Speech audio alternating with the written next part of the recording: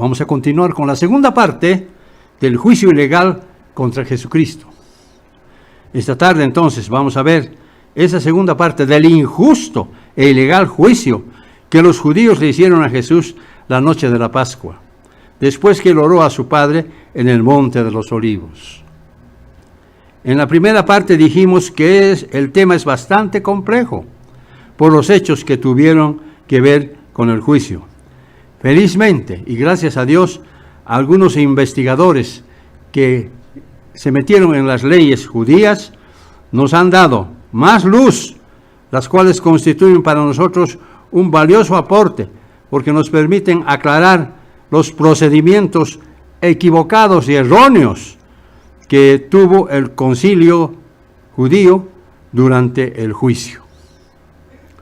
Veamos entonces las últimas 6 razones por las que los judíos juzgaron ilegítimamente a Jesús.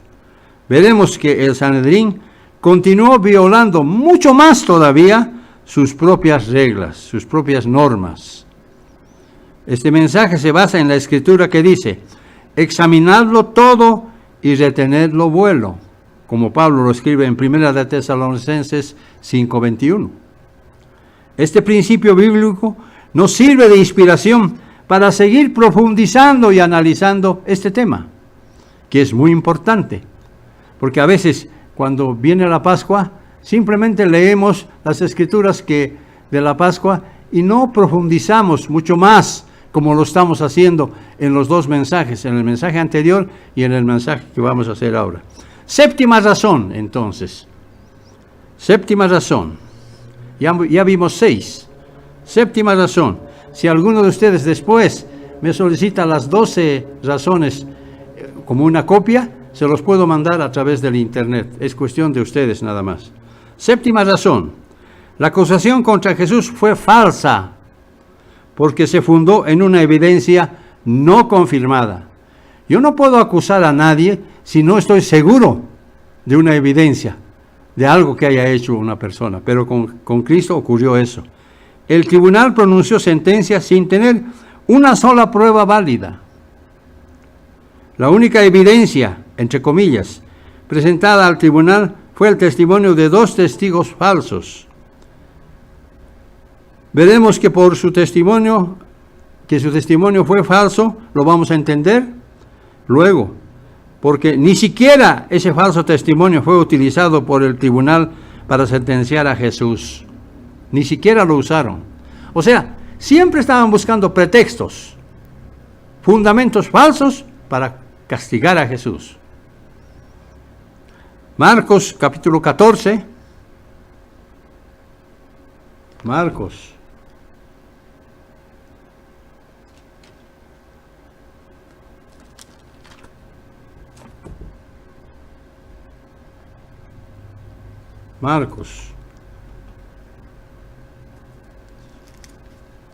Capítulo 14.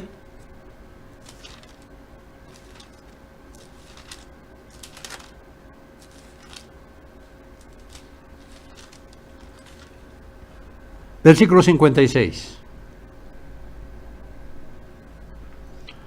Fíjense lo que dice Marcos, lo que escribe. Porque muchos daban falso testimonio, muchos, contra él, pero sus testimonios no coincidían, no concordaban. Claro, porque eran invento de ellos. No se habían puesto de acuerdo antes para decir, tú vas a decir esta palabra y yo voy a decir esta, voy a añadir. No, cada uno hacía lo que podía. Seguramente hasta les pagaban a los testigos falsos. Era lógico que sus declaraciones de los testigos no coincidieran, sencillamente porque eran producto de la presión que ejercieron los fariseos y saduceos. Por favor, testifiquen esto, digan. No se podía esperar declaraciones contundentes en contra de Jesús. La falta de acuerdo irritó mucho más a sus acusadores. ¿Qué hacemos? No coinciden estas cosas. ¿Qué vamos a hacer? Versículo 57. Entonces, levantándose unos, dieron falso testimonio contra él, diciendo, fíjense lo que dice ahora, nosotros le hemos oído decir, yo derribaré este templo hecho a mano, y en 3 días edificaré otro no hecho a mano. Repito. Entonces, levantándose unos, dieron un falso testimonio, diciendo: nosotros lo hemos oído decir, yo derribaré este templo hecho a mano, y en 3 días edificaré otro no hecho a mano. Los judíos quisieron valerse de esta falsa afirmación como una acusación formal contra Jesús. Mas ni siquiera él había dicho tal cosa, ¿no? No se olviden que durante su primera Pascua que celebró en el templo, Jesús hizo una declaración muy diferente, porque en el contexto de su mensaje tenía otro fin. Al ver a Jesús en el templo y después que él hubo sacado a los cambistas del templo con azotes por vez primera, los judíos le dijeron, digo por vez primera porque hay 2 veces que se produce este hecho, 2 veces. Juan capítulo 2, versículo 18 al 21. Juan capítulo 2, versículo 18 al 21. Los judíos respondieron y le dijeron, ya que haces esto, ¿qué señal nos muestras? Respondió Jesús y les dijo, destruir este templo y en 3 días lo levantaré. Muy diferente a lo que dijeron los acusadores falsos. Entonces los judíos dijeron, en 46 años fue edificado este templo, y tú en 3 días lo levantarás. Los judíos no entendieron, pensaron que estaba hablando del templo que había hecho Herodes. Pero él hablaba del templo de su cuerpo, claro, porque nosotros, acuérdense, también somos templo del Espíritu. Jesús no se refirió al templo físico de Herodes, que había construido por manos humanas, sino al templo de su cuerpo, como afirma el versículo 21. Por supuesto que Jesús estaba haciendo mención a su muerte y posterior resurrección. Claro, el fin de Jesucristo era otro, diferente, que los judíos no entendieron. En cambio, los judíos que carecían de discernimiento espiritual, no tenían el discernimiento espiritual. ¿Por qué? Porque no tenían el Espíritu de Dios. Pensaron que Jesucristo se estaba refiriendo al templo de Herodes y que podía ser derribado por él y que en tan solo 3 días lo volvería otra vez a levantar. ¿Por qué los judíos hablaron de 46 años? ¿Por qué? Porque dijeron, en 46 años ha sido levantado este templo y tú en 3 días lo vas a reedificar otra vez. La razón es porque el templo de Herodes el Grande empezó a construirse en el año 19 antes de Cristo y fue concluido en el año 63 después de Cristo. Tomó más de 80 años en ser concluido, inclusive más allá de la muerte de Jesús, por supuesto. Mucho más después de la muerte de Herodes el Grande, que ocurrió en el año 4 antes de Cristo, como sabemos. Esta escritura siempre la hablamos cuando hablamos de el nacimiento de Jesús. ¿Cuándo fue el nacimiento de Jesús? El rey Herodes el Grande murió el año 4 antes de Cristo. Esto nos muestra que el templo en tiempos de Jesucristo aún no estaba totalmente concluido, porque faltaban varios detalles.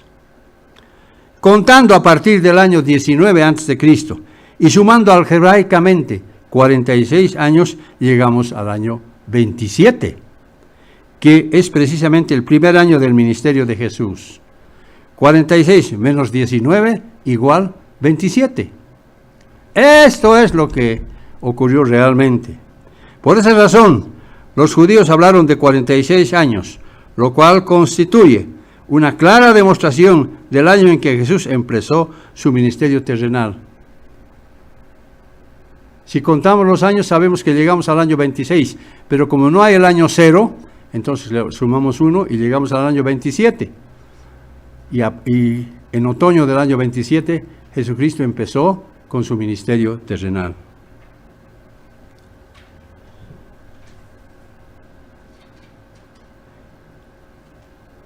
¿Y por qué el apóstol Juan, mencionó que él hablaba del templo de su cuerpo? ¿Por qué El apóstol Juan dice que hablaba del templo de su cuerpo. He aquí la respuesta. Segunda de Corintios. Segunda de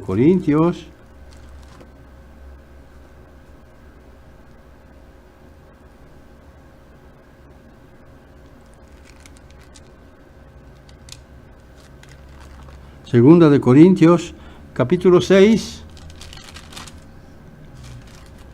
y versículo 16. ¿Y qué acuerdo hay entre el templo de Dios y los ídolos? Y vosotros sois templo del Dios viviente. Como Dios dijo, habitaré y andaré en medio de ellos. Yo seré su Dios y ellos serán mi pueblo. ¿Acaso no tenemos al Espíritu de Dios morando en nuestros corazones, en nuestra mente y en nuestro corazón? Por supuesto.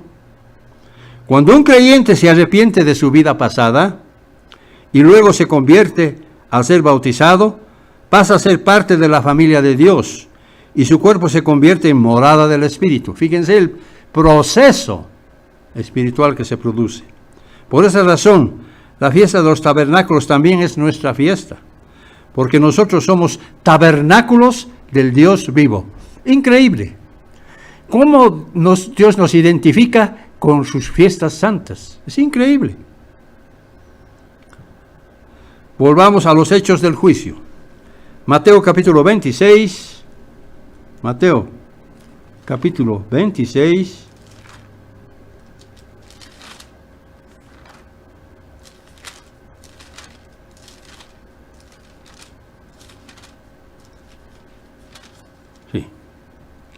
Mateo capítulo 26, versículos 62 y 63. Entonces se levantó el sumo sacerdote y le preguntó, ¿no respondes nada que testifican esto contra ti? Pero Jesús callaba. Entonces el sumo sacerdote le dijo, te conjuro por el Dios viviente, que nos digas si eres tú el Cristo, el Hijo de Dios. Fíjense el tenor de la pregunta del sumo sacerdote, que no tenía nada que ver con la acusación, porque el tribunal lo sentenció por algo totalmente distinto. Versículo 64. Jesús le dijo, tú lo has dicho, y además os digo que desde ahora veréis al Hijo del Hombre sentado a la diestra del poder de Dios y viniendo en las nubes del cielo. Estaba dando una profecía hacia el futuro. Esa profecía se ha cumplido la primera parte, pero la segunda todavía no. Versículo 65. Entonces el sumo sacerdote rasgó sus vestiduras, diciendo, ha blasfemado. ¿Qué necesidad tenemos de testigos? Ahora mismo habéis oído su blasfemia. ¿Qué os parece? Y respondieron ellos y dijeron, es reo de muerte. Jesús fue acusado por una cosa y juzgado por otra, y condenado por su propio testimonio, aunque sin culpa. Esa es la verdad de los hechos. No lo condenaron por haber dicho, edificaré este templo en 3 días, sino por blasfemia. ¿Acaso los sacerdotes y doctores de la ley no sabían lo que es una blasfemia de acuerdo a las Escrituras? ¿No sabían? Por supuesto que lo sabían. Pero ellos actuaron con total hipocresía y astucia. No querían acordarse de las Escrituras, porque Jesucristo jamás blasfemó contra su Padre. El término blasfemia está claramente definido en Levítico capítulo 24. Levítico capítulo 24.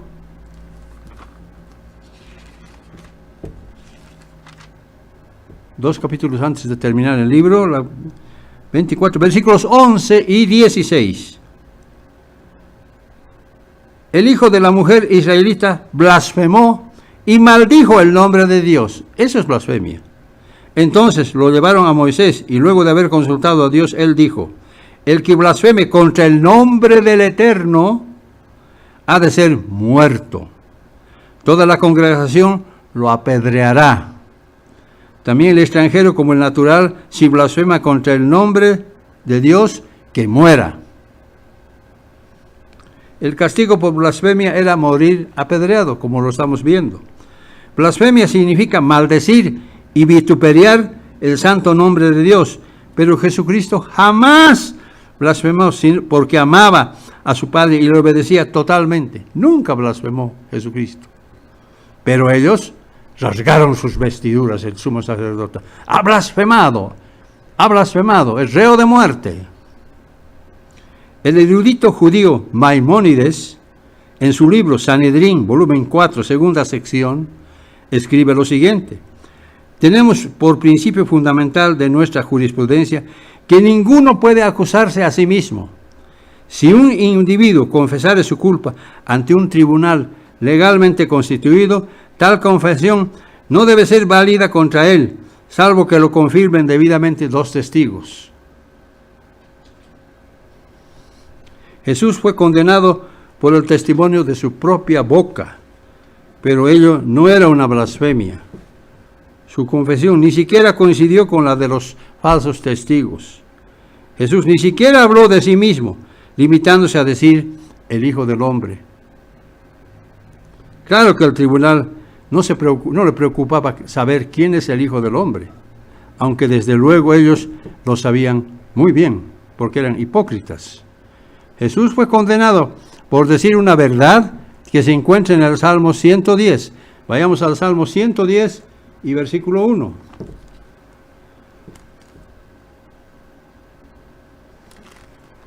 Salmos 110.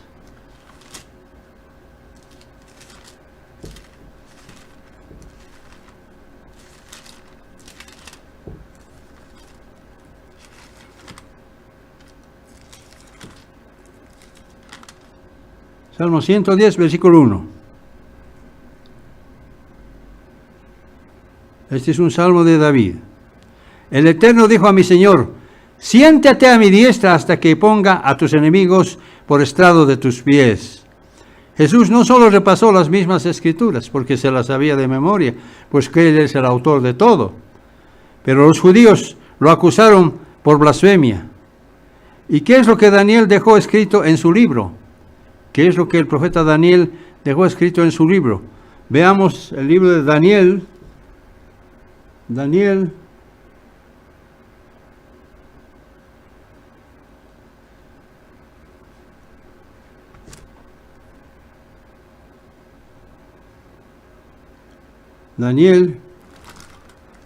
capítulo 7 y versículo 13.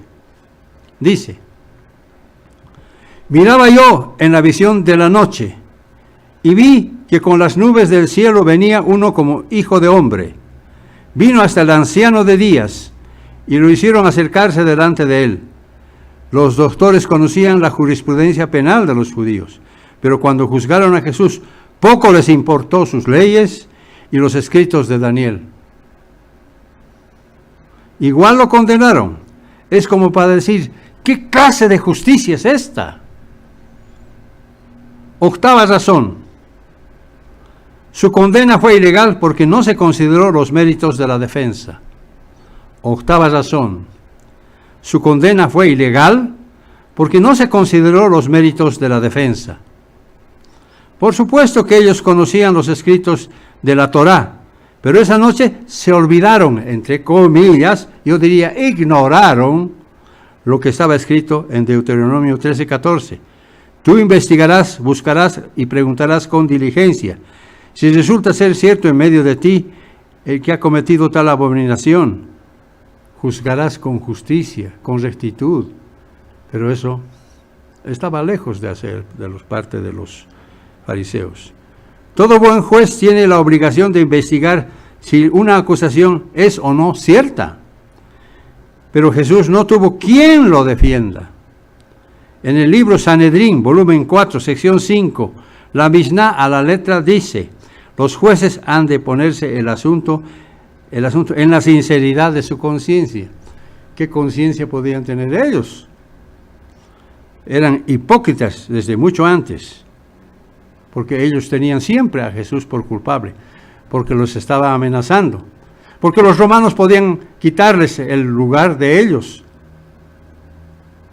Entonces, ¿qué es lo que Anás dijo? Es mejor que muera un solo hombre y que no toda la nación perezca. Ustedes no saben nada, son unos ignorantes, les digo a sus colegas. El Sanedrín actuó falto de conciencia, sin justicia, sin mostrar la mínima sinceridad en sus determinaciones y acusaciones. Su única meta era la de eliminar a Jesús a cualquier precio, así tengan que contradecir sus propias leyes. Y eso fue exactamente lo que ellos hicieron. Por eso en Hechos 8:33 encontramos escrito lo siguiente. Hechos capítulo 8 versículo 33 dice: en su humillación no se le hizo justicia, mas su generación, ¿quién la contará? Porque fue quitada de la tierra su vida. Su generación, ¿quién la contará? ¿Qué dice Isaías 61 al respecto? La generación de los justos va a continuar entre hijos, nietos, bisnietos, tataranietos, tataranietos, etc. Novena razón. La condena fue ilegal porque no hubo abogado defensor. Jesús no tuvo un abogado defensor. Veamos la determinación ilícita del Sanedrín. Volvamos otra vez al libro de Marcos. Marcos, capítulo 14.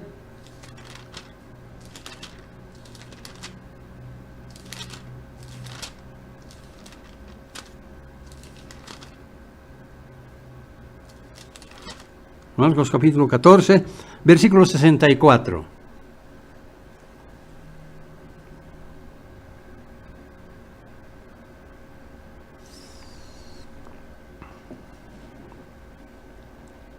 Habéis oído la blasfemia, ¿qué os parece? Y todos lo condenaron, declarándolo digno de muerte. ¿Dónde estaba el abogado defensor que la ley invocaba? Simplemente no hubo. Tampoco hubo investigación previa, ni menos examen para comprobar si hubo o no blasfemia. De hecho, él blasfemó. Así lo consideraron. El veredicto contra Jesús fue unánime, aunque la ley exigía que por lo menos uno del concilio sirviera de abogado defensor. Por lo menos uno. Pero nadie quiso defender a Jesucristo. Porque de acuerdo a la Mishnah, volumen 15, sección 5, los jueces, cada uno a su vez, lo declarará absuelto o culpable. Un secretario registrará los votos a favor y otro en contra. O sea, había uno que contaba y los jueces debían pronunciarse. Pero aquí no hubo necesidad de eso. Ya estaba condenado desde antes. También el Código Penal judío establece que en casos ordinarios los jueces votarán por orden de antigüedad, empezando por el más anciano. En cambio, en casos penales, como el caso presente, con condena de muerte, se seguía un orden inverso, a fin de que los más jóvenes del Sanedrín no se hagan influir por las opiniones de sus colegas de mayor experiencia, o sea, votaban al revés. Otro punto destacable es que el sumo sacerdote se rasgó las vestiduras durante el juicio, como afirma Marcos 14:63 y Mateo 26:65. Él se olvidó de lo que está escrito en Levítico. Vayamos a Levítico. A ver, ¿era correcto que él se rasgue las vestiduras? Levítico capítulo 21.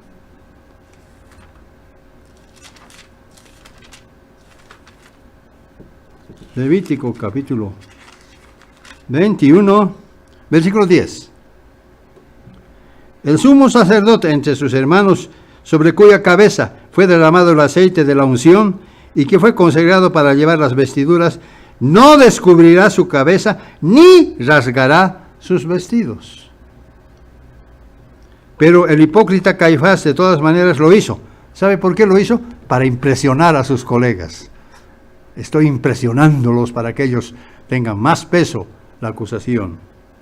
El sumo sacerdote debía conservar la calma, evitando que otros cayeran en un juicio erróneo, equivocado. Durante el proceso ellos contravinieron sus propias normas y leyes, como vimos. El escritor Weiss, en su libro El martirio de Jesús, escribe lo siguiente: si ninguno de los jueces defendía al acusado, es decir, si todos lo declaraban culpable, no habiendo un defensor en el tribunal, el veredicto de culpabilidad resultaba inválido y no se podía ejecutar sentencia de muerte. ¿Y qué hicieron los judíos? Exactamente lo contrario. Por si fuera poco, debemos notar que no todos los miembros del concilio estuvieron presentes en el juicio nocturno. No todos los miembros del concilio estuvieron presentes esa noche en el juicio. Veamos, Lucas capítulo 23. Todas las evidencias, como vemos, estamos basándonos siempre en las Escrituras. Lucas capítulo 23.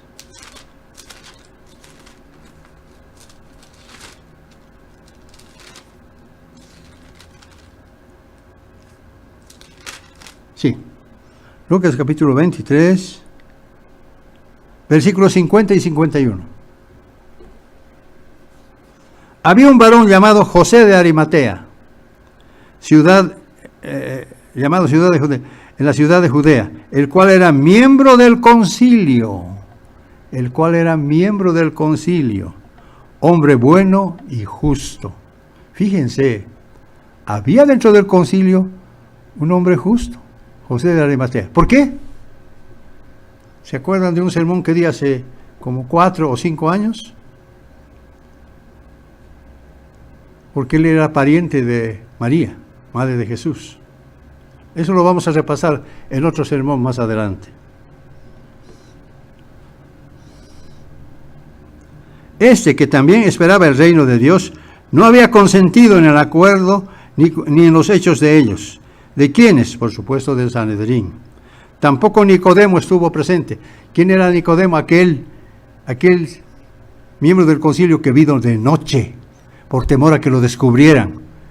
Y le dijeron: Señor, sabemos que has venido de Dios, porque nadie hace las cosas que tú haces, pero de miedo, sin que se den cuenta los del concilio. Los dos, José de Arimatea y Nicodemo, no estuvieron en el juicio presente. Ese solo debate nos muestra que el Sanedrín procedió con total falta de justicia. Si ambos hubiesen intervenido a favor, quizás los habrían condenado sus propios colegas. O sea, hubieran agarrado a José de Arimatea y a Nicodemo y les hubiera dicho: fuera del concilio, por ser abogados defensores. Todo fue una farsa terrible, previamente montada por los judíos, por el Sanedrín. 10ª razón: la sentencia fue pronunciada en un lugar prohibido por la ley. La sentencia fue pronunciada en un lugar prohibido por la ley. Cuando la turba aprendió a Jesús, primero lo llevaron ante Anás y luego a la casa de Caifás, sumo sacerdote aquel año, como ya vimos. Por tanto, el proceso no se desarrolló en un tribunal, sino en una casa, como afirma Lucas 22:54, que dice: lo prendieron y lo llevaron y lo condujeron a la casa del sumo sacerdote. Eso era ilegítimo. La sentencia no se podía dar en una casa. Estaba prohibido por la ley. El recinto del tribunal no abría sus puertas hasta después del amanecer. Maimónides, en su sección 15 de su libro, afirma que la sentencia de muerte solamente se puede anunciar si el Sanedrín ha celebrado sus sesiones en el lugar asignado, en el lugar correspondiente. También el Talmud afirma que luego de abandonar el salón, el tribunal, no se puede pronunciar una sentencia de muerte contra nadie. Pero ellos pronunciaron, ¿dónde? En una casa. La sentencia de muerte solamente se podía dar en el recinto del tribunal, jamás en una casa particular, como exactamente ocurrió. la farsa continuaba y continuaba. 11ª razón. La mayoría de los miembros del Sanedrín no eran aptos para juzgar a Jesús. Esto sí que es terrible. Este 11ª razón es terrible. Solamente si yo hubiera puesto esta razón, era suficiente para descalificar todo. Lo vamos a ver ahora. La mayoría de los miembros del Sanedrín no eran aptos para juzgar a Jesús. ¿Por qué? Mendelssohn afirma en su libro Máximas Normas Hebreas, las vestiduras del juez elegido injustamente no han de respetarse más que la guardapa de asno, es decir, la cobertura de sus ancas. No se debe respetar. Repito, las vestiduras del juez elegido injustamente no se han de respetar más que la guardapa de asno, o sea, una comparación, es decir, la cobertura de las ancas de un asno. No se debe respetar más que eso, algo despreciable. ¿Y por qué la mayoría de los miembros de Sanedrín no eran aptos para juzgar a Jesús? Ahora voy a dar en el clavo. La razón es porque algunos de ellos fueron elegidos ilegalmente, no de acuerdo a las Escrituras. El historiador judío Flavio Josefo nombra a quienes habían sido nombrados ilegalmente. Fíjense, ellos son los ilegales: Caifás, Eleazar, Jonatán, Teófilo, Matías, Ismael, Simón, Juan, Alejandro y Ananías. Voy a repetir para los que están copiando: Caifás, Eleazar, Jonatán, Teófilo, Matías, Ismael, Simón, Juan, Alejandro y Ananías. Todos ellos sobornaron a sus parientes para ser nombrados. ¡Qué cosa bárbara! Sobornaron a sus parientes, que no tenían ningún derecho de elegirlos y de estar ahí. Ellos compraron sus puestos con dinero, como el pueblo lo sabía. Por eso el pueblo no los respetaba. Por mucho que salían con sus filacterias a pararse en las esquinas, mostrando que son santos, igual no los respetaban.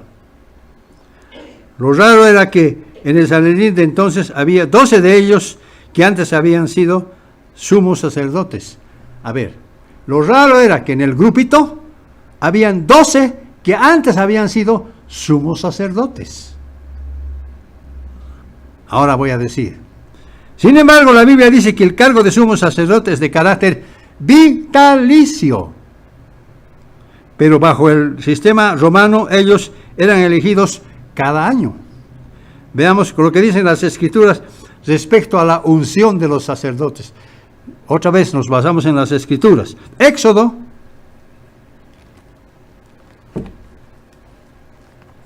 40.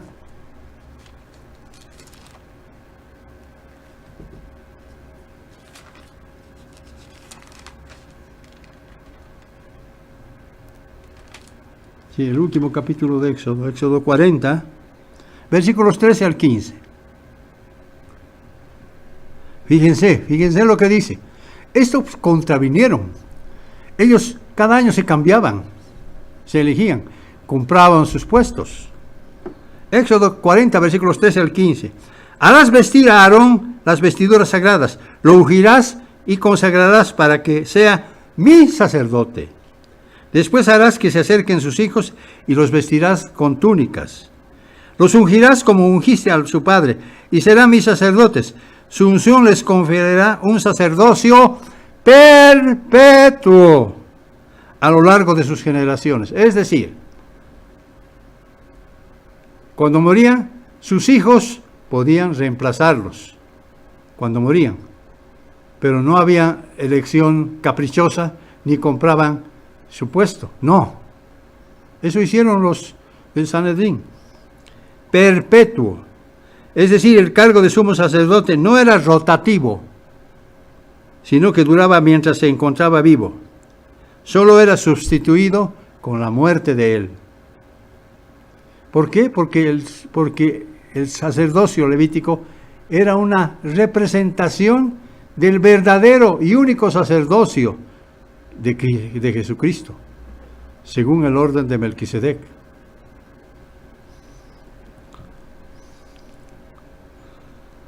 La razón es porque el sumo sacerdote, según Aarón, representaba al sumo sacerdote Cristo Jesús, cuyo sacerdocio es eterno. Esa es la representación. Pero los del Sanedrín, ya, juguemos a los dados probablemente. Te toca a ti, anda. Así era.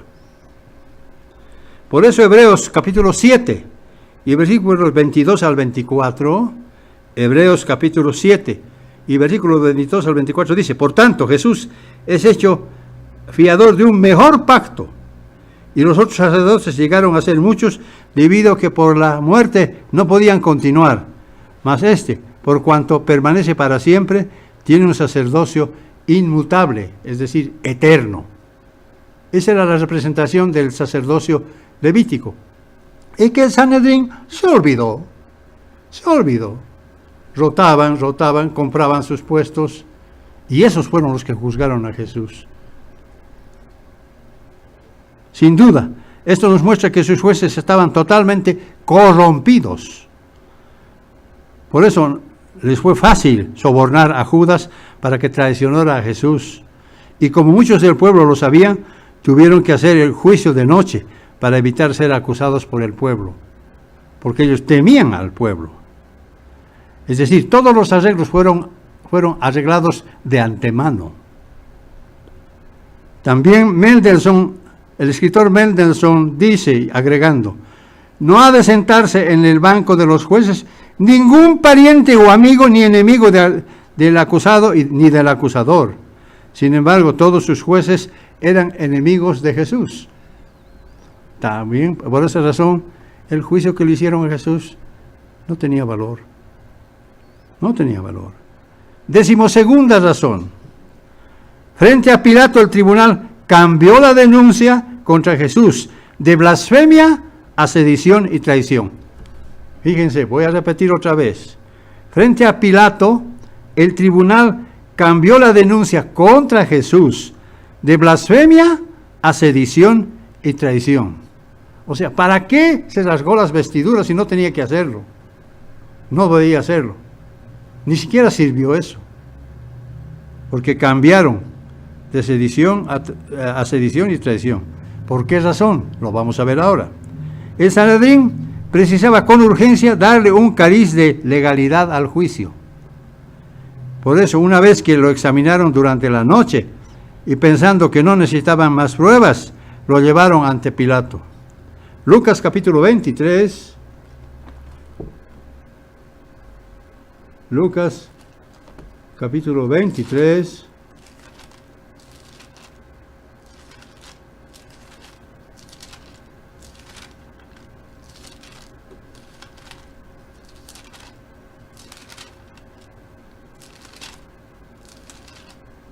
¿Sí? Lucas capítulo 23, versículos 1 al 3. Levantándose entonces todos, lo llevaron a Jesús a Pilato. Y comenzaron a acusarlo, diciendo: hemos encontrado que éste pervierte a la nación. ¿Cuándo hizo eso? Y que prohíbe dar tributo al César. Por favor, ¿cómo podían haber dicho eso? Por eso, una vez que lo examinaron durante la noche y pensando que no necesitaba más pruebas, lo acusaron de esa manera. Comenzaron a acusarlo diciendo: hemos encontrado que pervierte a la nación y que prohíbe dar tributo al César, diciendo que él mismo es Cristo, un rey. Esta es una de las grandes, infames acusaciones que le hicieron a Jesús. Entonces Pilato le pregunta diciendo: ¿eres tú rey de los judíos? Respondiendo él dijo: tú lo dices. Fíjense la infamia de sus acusaciones. Ellos dijeron que Jesús prohibía dar tributo al César. Sin embargo, Jesús había dicho exactamente lo contrario. ¿Dónde está escrito eso? En Mateo capítulo 22.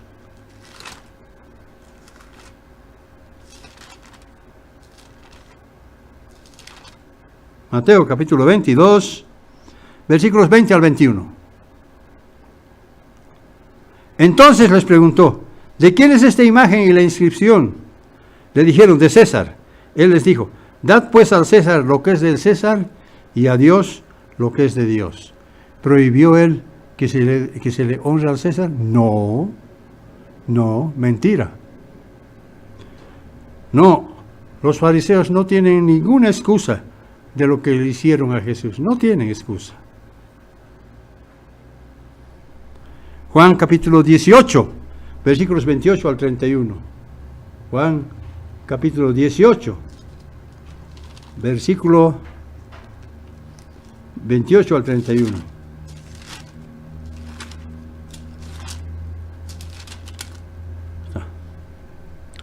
Llevaron a Jesús a la casa de Caifás, al pretorio. De la casa de Caifás al pretorio.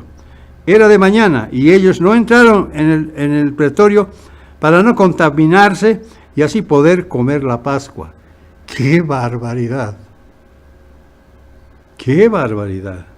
Si ellos de todas maneras comieron la Pascua, solo lo hicieron para su propio juicio.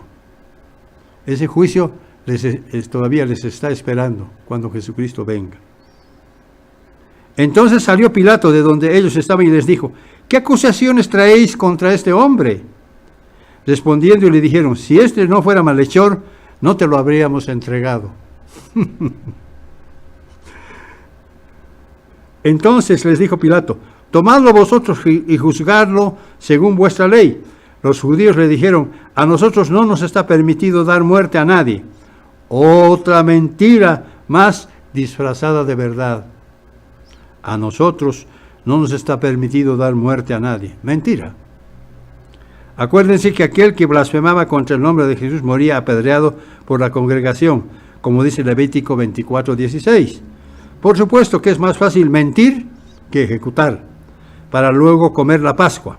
Realmente su justicia era como trapo de inmundicia y asquerosidad, como dice Isaías en el capítulo 64 y versículo 6. A Jesús no lo acusaron delante de Pilato por blasfemia, porque si lo hubiesen hecho, Pilato les habría dicho que no lo molesten tan temprano y que sencillamente lo apedreen. Listo. Ellos sabían eso. Por eso cambiaron el juicio de blasfemia a sedición y traición. Pero como eran hipócritas, astutos y mentirosos, inventaron otros cargos delante de Pilato como sedición y alteración del orden. Y por supuesto, una supuesta prohibición de tributo al César, lo cual, como sabemos, ya vimos, es mentira. Por eso Pilato le preguntó, ¿qué hiciste, Jesús? ¿Qué has hecho, Jesús? ¿Qué más podía haber hecho Jesús aparte de enseñar que el reino de su Padre estaba cerca y que vino a rescatar de la muerte eterna a muchos, curándolos, sanándolos de sus dolencias físicas y espirituales? ¿Qué más podía haber hecho Jesús? Él no vino a incitar ni a alterar el orden, ni menos ir en contra del César. Veamos el siguiente hecho anecdótico que aconteció a Pilato. Es increíble. Fíjense lo que pasó con Pilato. ¿Por qué se lavó las manos Pilato? ¿Por qué? Aquí está la razón. Mateo capítulo 27. Mateo capítulo 27.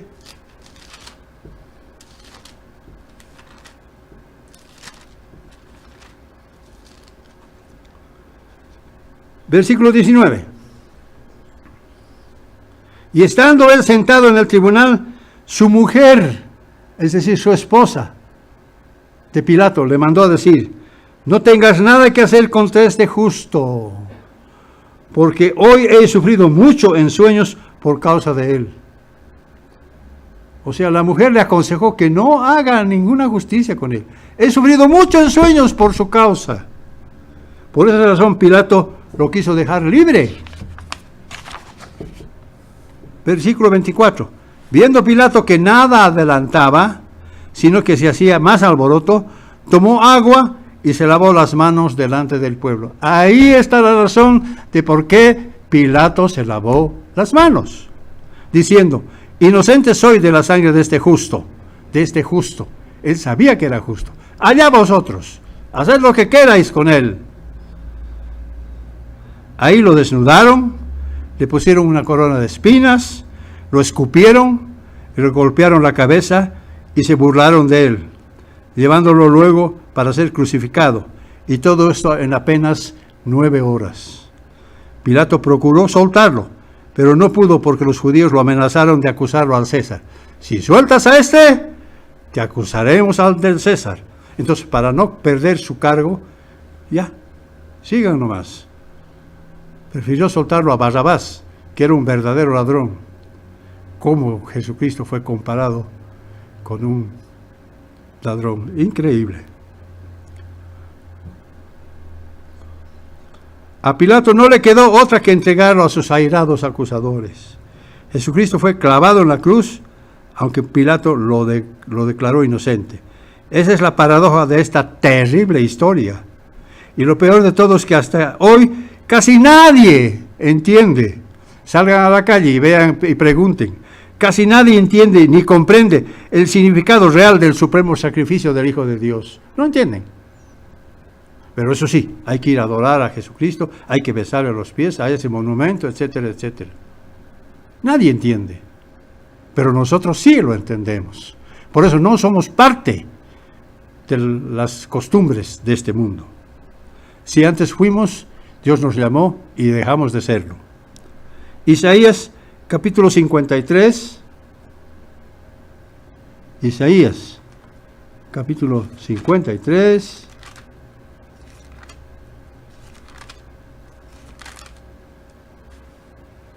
Versículo 5. Mas él fue herido por nuestras rebeliones. Está profetizando aquí algo que iba a ocurrir 700 años más tarde.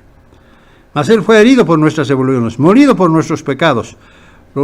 Por darnos paz, cayó el castigo sobre él, y por sus llagas todos fuimos sanados, curados. Versículo 10. El Eterno quiso quebrantarlo, sujetándolo a padecimiento. Cuando haya puesto su vida en expiación por el pecado, verá descendencia. Vivirá por largos días y la voluntad del Eterno será en su mano prosperada. Esta es una profecía que tiene que ver después de la segunda venida de Cristo. No solo los judíos, sino también todos nosotros somos culpables de su muerte. No solo los judíos. No podemos decir, los judíos mataron a Jesús. Nosotros también hemos matado a Cristo. Pero gracias a que Jesús nos reconcilió con el Padre, ahora Él nos hizo primogénitos, primicias de su santo reino.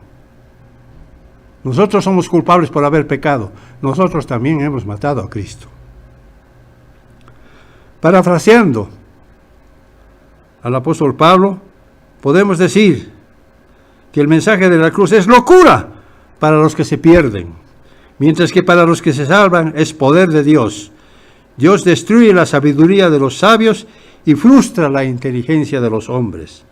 Entonces, ¿dónde está el sabio? ¿Dónde está el escriba? ¿Dónde está el disputador de este siglo? ¿Acaso no ha enloquecido Dios la sabiduría de este mundo? Por supuesto que sí. Aquí concluimos entonces las 12 razones del más trascendental e injusto juicio de todos los juicios que hubo en la historia de la humanidad, porque tuvo que ver con la misma divinidad del Hijo de Dios. ¿Acaso solamente los judíos son culpables? Ya dijimos que nosotros también lo somos. Cuando Cristo se manifieste, nosotros, por haber sido reconciliados con Dios y por haber aceptado su sacrificio y por ser panes sin levadura, seremos manifestados en Él, en su reino eterno.